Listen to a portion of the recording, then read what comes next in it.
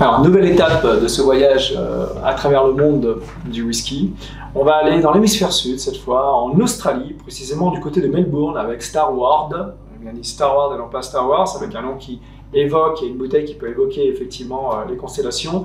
On est sur Nova, le single malt signature de la gamme, avec un affinage en fût de vin, alors de vin australien souvent. Alors l'Australie. Starward a vu le jour en 2008, hein, ils ont produit leur premier single malt quelques années après.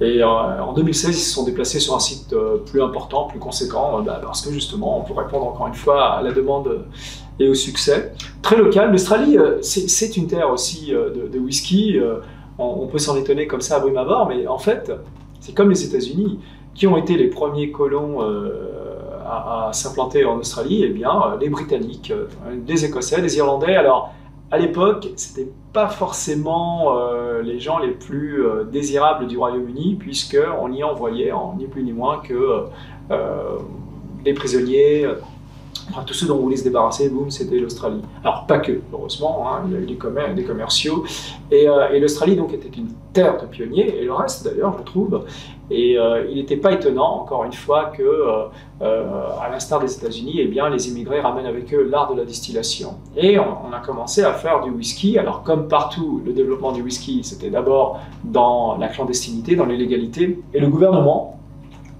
a voulu juguler cela, et avait sorti une loi qui a imposé aux distillateurs, et c'est un peu ce qui s'est passé en Écosse d'ailleurs, hein, quelque part, que s'ils voulaient faire du whisky en toute légalité, on leur imposait des volumes assez conséquents et surtout donc des tailles d'alambic énormes. Pourquoi? Pour éviter justement qu'on puisse les déménager facilement et donc pour mieux les contrôler. Donc en fait on a tué dans l'œuf pratiquement le développement pionnier du whisky en Australie. Et il faut attendre 1992.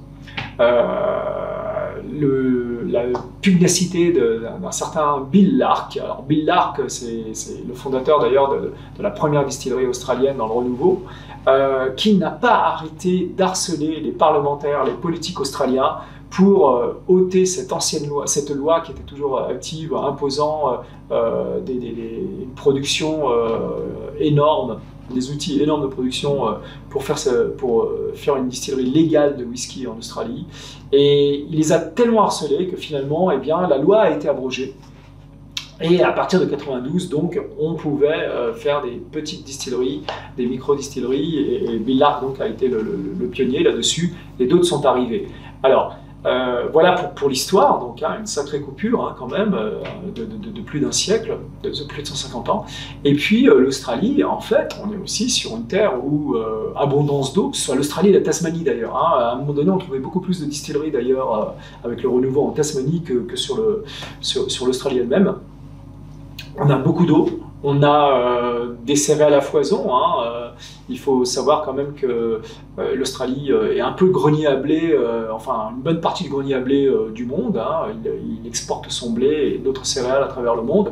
Donc là encore, on avait les matières premières en abondance, la pureté de l'eau. On avait le passé et on va dire l'héritage de la distillation avec les colons celtes. Il n'est pas étonnant finalement que le whisky prenne racine et se développe en Australie. Aujourd'hui, c'est un pays qui compte énormément et les distilleries n'arrêtent pas de pousser comme des champignons hein, maintenant. Et encore une fois, et Monsieur Lark, qui a été donc à l'origine de tout cela, aujourd'hui est devenu l'un des consultants les plus prisés, pas seulement par les distillateurs australiens, mais également écossais. Et c'est très très bien que grâce à la pugnacité d'un seul homme, on ait pu voir fleurir cette industrie parce que, à l'image de Starward, eh bien, on produit du whisky de qualité.